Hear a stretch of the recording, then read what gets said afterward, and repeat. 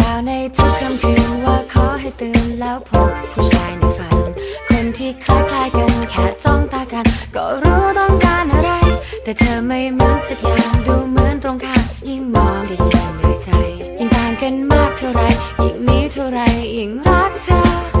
ทำไมต้องรักเธอ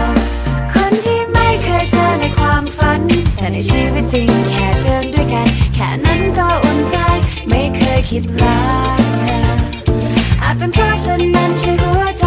ตอบเหตุผลที่ไม่มีใครคนเจอ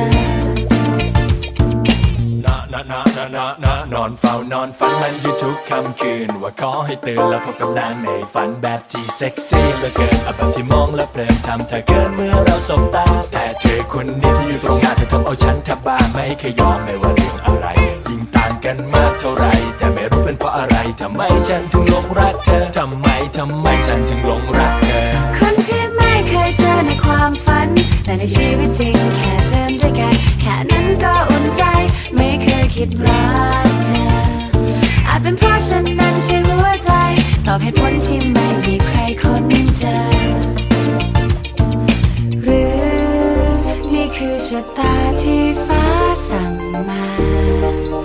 ให้เราต้องรักกันแม้เธอไม่ใช่คนในฝันแต่ในใจฉันก็มีแต่เธอ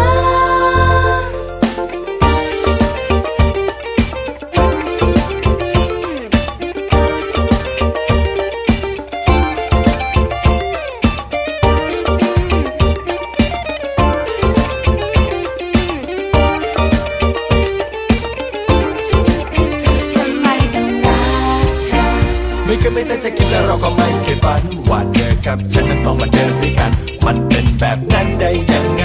ไม่เคยสักนิดที่คิดจะรักเธอแต่คงเป็นเพราะฉันนั้นใช่หัวใจตอบเหตุผลที่ไม่มีใครคนเจอทำไมต้องรักเธอ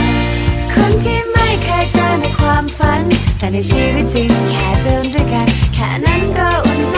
ไม่เคยคิดรักเธออาจเป็นเพราะฉันนั้นใช่หัวใจตอบเหตุผลที่ไม่